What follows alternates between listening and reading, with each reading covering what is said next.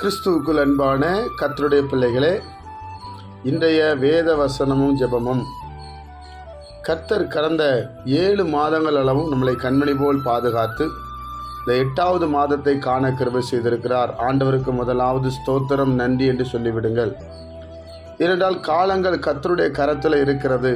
அவர் நம்மை வழிநடத்தி இதுவரை நடத்தி வந்த தேவனுக்கு ஸ்தோத்திரம். சுகம், பலன், ஜீவன், ஆரோக்கியம், வியாபாரம், வேலையில் எல்லாவற்றிலையும் அவருடைய கரம் இருந்தது. எத்தனையோ இடத்துல நாம் விழுந்து போயிருப்போம். அந்த விழுந்த இடத்துலேருந்து தேவன் நம்மை தூக்கி எடுத்து இன்றைக்கு இந்த ஆகஸ்ட் மாதம் 1 தேதியை காண கிருபை செய்திருக்கிறாரே, அவருக்கு மனதார கர்த்தரை ஸ்தோத்திரம் பண்ணி அவரை மகிமைப்படுத்த வேண்டும். இஸ்ரவேலின் தேவனாகிய கர்த்தர் நம்மை விட்டு விலகுவதும் இல்லை, நம்மை கைவிடுவதும் இல்லை என்று வேதம் சொல்லுகிறது. அப்படி தேவன் இத்தனை ஆண்டு காலமாய் நம்மை விட்டு விலகாதபடி கைவிடாதபடி நடத்தினதற்காகவும் ஸ்தோத்திரம் செலுத்துங்கள். என் அன்பு கர்த்தருடைய பிள்ளைகளே, இந்த மாதத்தின் ஒரு வாக்குத்தத்த வசனமாய் இந்த 1 தேதியிலே ஆண்டவர் நம்மோடு பேச போகிறார். இந்த நாளிலே தியானிக்கும்படி தெரிந்து கொண்ட வேத பகுதி லேவியராகம் புஸ்தகம் 26ஆம் அதிகாரம். லேவியராகம் புஸ்தகம் 26ஆம் அதிகாரம் 9ஆம் வசனத்தை நாம் வாசிக்கும் போது, நான் உங்கள் மேல் கண்ணோக்கமாயிருந்து உங்களை பலுகவும் பெருகவும் பண்ணி உங்களோட என் உடன்படிக்கையை திடப்படுத்துவேன் என்று கர்த்தர் சொல்லுகிறார்.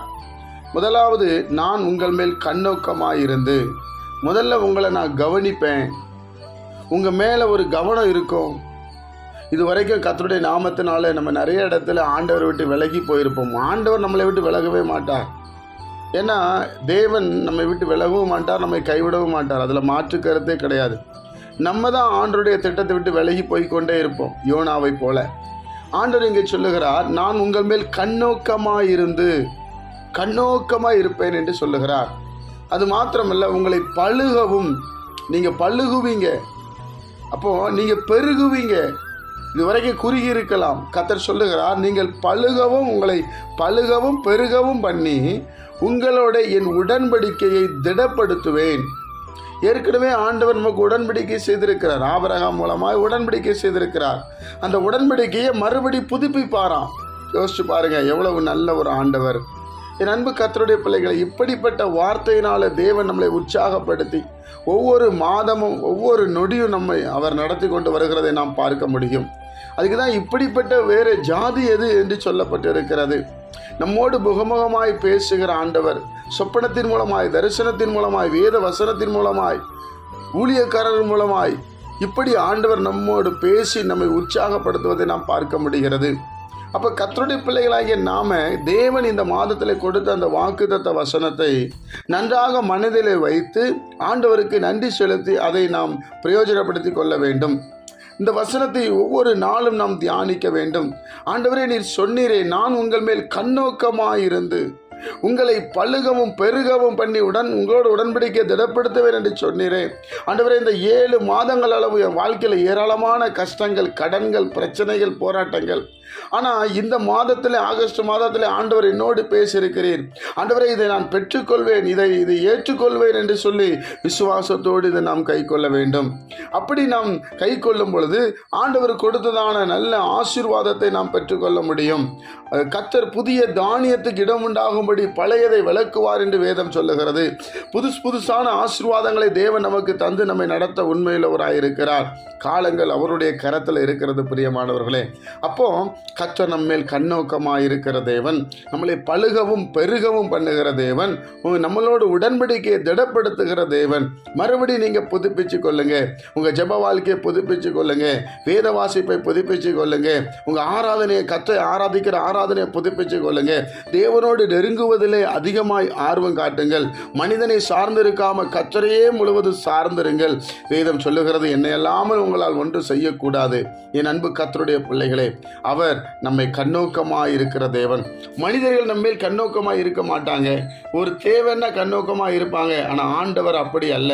எப்பொழுது நம்ம மேலே ஒரு கண்ணோக்கத்தை வைக்கிற தேவன், எப்பொழுது நம்மை காத்து கொண்டிருக்கிற தேவனாயிருக்கிறார். என் அன்பு கர்த்தருடைய பிள்ளைகளே, இந்த ஆகஸ்ட் மாதத்தில் ஆண்டவர் உங்களை பழுகவும் பெருகவும் பண்ண போகிறார்.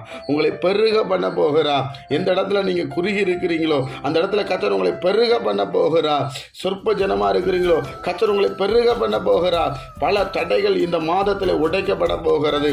ஆண்டவர் உங்களுக்கு ஆசீர்வாதத்தை கொடுக்க போகிறார். நன்மை நாள் திருப்தி அடைய போறீங்க. நம்ம ஆண்டவர் சமூகத்தில் ஜெபிப்போமா? என் அன்பு கர்த்தருடைய பிள்ளைகள் எல்லாரும் கண்களை மூடி ஜெபிப்போமா? இதை விசுவாசிங்க. ஜெபம் நிச்சயமாக உங்கள் வாழ்க்கையில மேன்மையை கொண்டு வரும். ஜெபிக்கலாம். பரிசுத்த பிதாவே, உம்முடைய குமாரன் இயேசு கிறிஸ்துவின் நாமத்தில் நாங்கள் வருகிறோம். ஆண்டவரே, அன்பு பிள்ளைகள் ஒவ்வொருவருக்காக நான் ஜெபிக்கிறேன். இந்த நாளிலே எங்களுக்கு ஒரு உன்னதமான வாக்கு தத்தத்தை கொடுத்திருக்கிறீரே. நான் உங்கள் மேல் கண்ணோக்கமாக இருந்து உங்களை பழுகவும் பெருகவும் பண்ணுவேன், உங்களோடு என் உடன்படிக்கை திடப்படுத்துவேன் என்று சொன்னீரே. இயேசு கிறிஸ்துவின் நாமத்தினாலே இதை கேட்கிற ஒவ்வொரு பிள்ளைகள் வாழ்க்கையிலே நன்மைகள் உண்டாகட்டும். இதை தியானிக்கிற பிள்ளைகள் வாழ்க்கையிலே நன்மைகள் உண்டாகட்டும். யாரெல்லாம் உம்மை நம்பி வந்தார்களோ அவர்கள் மேல் உம்முடைய கரம் ஊற்றப்படும்படி இயேசு கிறிஸ்துவின் நாமத்தில் நான் ஜெபிக்கிறேன். கர்த்தாவே, அவங்களை பழுகவும் பெருகவும் பண்ணுங்க. ஆண்டவரே, கடந்த மாதத்தில் இருந்த எல்லா துயரங்கள் துக்கங்களை மாற்றி இந்த புதிய மாதத்தில் பிள்ளைகளுக்கு புது ஆவினால் நிரப்பப்படும்படி நாங்கள் ஜெபிக்கிறோம். இந்த ஆகஸ்ட் மாதம் உங்களுக்கு ஒரு ஆசீர்வாதமான மாதமாய், ஒரு நன்மையின் மாதமாய், ஒரு பெருக்கத்தின் மாதமாய் நீர் மாற்றும்படி ஜெபிக்கிறோம். திருமணமாகாத பிள்ளைகள் திருமணம் ஆகட்டும். குழந்தை செல்வம் இல்லாத பிள்ளைகள் குழந்தை பாக்கியம் உண்டாகட்டும். வீடு இல்லாத பிள்ளைகள் இயேசுவின் நாமத்தில் வீடு வாசல்கள் உண்டாகட்டும். கார் இல்லாத பிள்ளைகள் இயேசுவின் நாமத்தில் கார் வசதிகள் உண்டாகட்டும். சமாதானம் இல்லாத பிள்ளைகள் சமாதானம் உண்டாகட்டும் இயேசுவின் நாமத்தில். கர்த்தாவே, நாங்கள் இந்த பிள்ளைகளை ஆசீர்வதித்து நாங்கள் ஜெபிக்கிறோம். உம்முடைய கரம் பிள்ளைகள் மேலே பலமாய் இறங்கட்டும் என்று நாங்கள் இயேசு கிறிஸ்துவின் நாமத்தில் நாங்கள் ஜெபிக்கிறோம். அவர்களை வாளாக்காமல் தலையாக்கும், கீழாக்காமல் மேலாக்கும். வீட்டுக்குள்ளே சமாதானமும் அரண்மனைக்குள்ளே சுகமும் உண்டாவதாக என்று சொன்னீரேன். உச்சிதமான கோதுமையினால் திருப்தியாக்கும். வாசல்கள் நிலக்கால்களை திடப்படுத்தும். எல்லைகளை சமாதானம் உள்ளவைகளாய் மாற்றும்படி இயேசுவின் நாமத்தில் ஜெபிக்கிறோம். ஆஸ்தியும் ஐஸ்வர்யம் இவர்கள் வீட்டிலே தங்கும்படி நாங்கள் ஜெபிக்கிறோம். அப்பத்தையும் தண்ணீரும் ஆசீர்வதித்து வியாதியை இவர்களிருந்து விளக்கும்படி இயேசு கிறிஸ்துவின் நாமத்தில் நான் ஜெபிக்கிறேன். இயேசுவின் நாமத்தில் ஜெபிக்கிறேன். இந்த நாளை எங்களுக்கு ஆசீர்வதித்து தாரும். இயேசு கிறிஸ்துவின் மூலம் ஜெபிக்கிறோம் நல்ல பிதாவே. ஆமேன். கிறிஸ்துவுக்குள் அன்பானவர்களே, இந்த வசனத்தை மற்றவர்களுக்கு பகிருங்கள். அவர்களும் அந்த ஆசீர்வாதத்தை பெற்றுக்கொள்ளட்டும். God bless you. கர்த்தர் உங்களை ஆசீர்வதிப்பாராக. ஆமேன்.